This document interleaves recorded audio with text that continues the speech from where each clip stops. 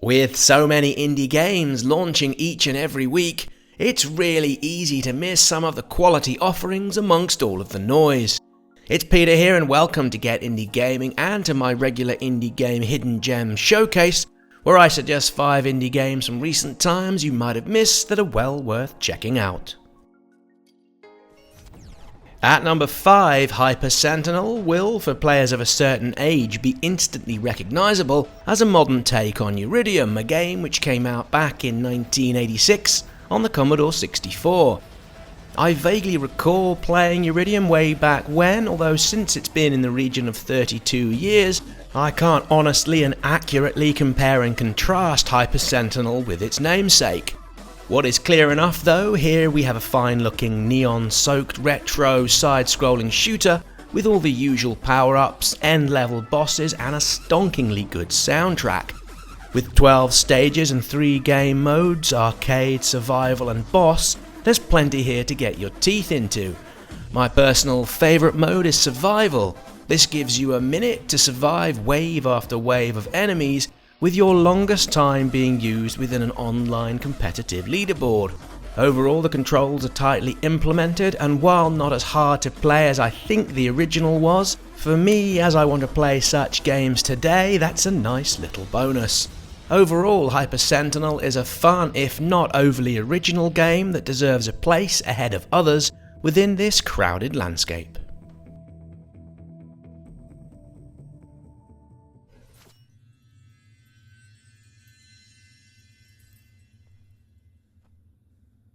Next up at number 4 and out in May of last year and more recently onto the Switch, City of Brass is a first-person adventure game named after and inspired by one of the chapters within the Middle Eastern folktale commonly known within the Western world as the Arabian Nights. All of this comes from senior developers who worked on BioShock, and this influence isn't difficult to spot from how it looks to how you're running around a ruined shell of a once great city, and via its use of lamps containing genies which are reminiscent of the vending machines from BioShock. Your main weapon, a scimitar, feels weighty and offers a satisfying judder via the controller rumbles when connecting with an enemy. Your secondary handheld, a whip, well, that's used to guide you through the world Indiana Jones style. It also allows you to remotely set off traps or drag your foes onto them from afar. Like other games that make use of procedural generation within the level layout, it does suffer from occasional ups and downs on how they turn out, and while a tough game to begin with, I also noticed occasional difficulty spikes that seemed, well, for a player of my quality, a little bit over the top. While you are able to dial down this difficulty in the settings, this could be a source of frustration. Same goes for how the game sets out in placing the many traps that litter the landscape. Some appear virtually hidden within the walls or floor of the levels and offer limited if no advanced visibility of their presence. Pound for pound though, City of Brass is solid enough to check out if you're a fan of this particular genre and you fancy something with that BioShock thing along its edges. At number 3, Claybook first launched in late August of last year and very recently made its way onto the Switch. While it might look relatively simple, please don't let the visuals put you off. Claybook offers one of the most advanced physics-based sandbox puzzle games I've played within this generation. Over its 20 levels, you're pretty much let loose to solve the puzzles and reach the goals any way you see fit. This allows for plenty of trial and error experimentation, and I had a blast playing this alone and even more so with family and friends who, like me, hadn't really ever seen anything quite like it. The very fact you're able to quite literally destroy and mess around with anything that's on screen is a programming and design triumph, which for me at least I was able to forgive some of the quirks and the applied physics that on occasions had me thinking, well, that's not quite right, but you know, hey ho, it is what it is, and the enjoyment doesn't suffer because of it. I've yet to play around with the level editor and I'll probably give that a miss, and yet if you're that way inclined, this could be the cherry on the top of what's most certainly a game that more people should be playing. At the number 2, and on paper at least, Healthfront Honeymoon ticks all of my usual indie game boxes. It's a twin-stick arcade shooter strategy mashup with a single player and couch co-op for up to 4 players.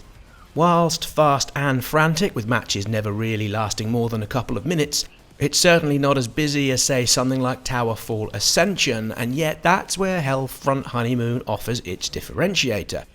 You see, there's a surprising level of depth into the combat and strategic controls you have at play here. The levels are designed and positioned in such a way that each mission in essence is a mini puzzle for you to solve.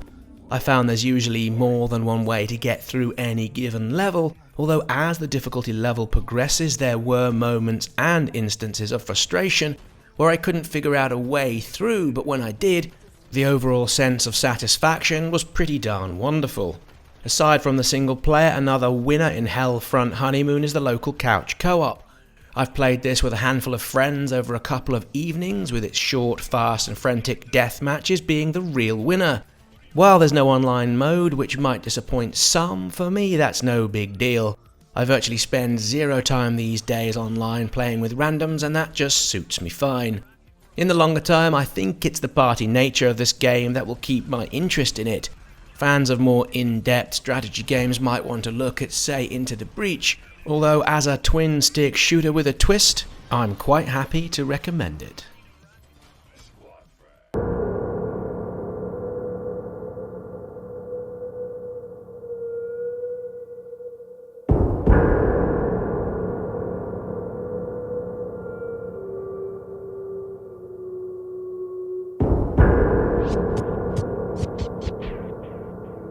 At this month's number 1, and well, I can honestly say I've never seen anything quite like it, Floor Kids is a mix of breakdancing spliced together within the rhythm genre.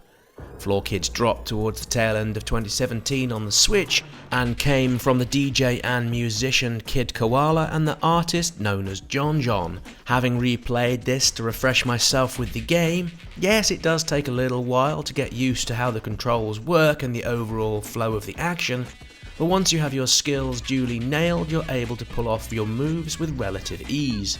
As could be expected from the person who wrote it, the soundtrack is proper quality with just enough variety throughout to keep things interesting. While there is a local multiplayer, the core part of Floor Kids is the story mode, which is both fun, full of style and enjoyable to play. It has 1 or 2 flaws, but it's so very different from anything else I've played in ages, it's left me wanting more. With Floor Kids sitting at the top of the pile, I wonder if you're planning on getting hold of any of these games I've shown here today. If so, please let me know in the usual places. If you've liked this video, please hit the wonder thumbs up button, it really helps push all this out to a wider audience, and if you haven't done so, now's a perfect time to click that subscribe button so you don't miss out on any other indie game reviews, news and countdowns. Many thanks for watching, and I look forward to seeing you all here again soon for more indie game videos.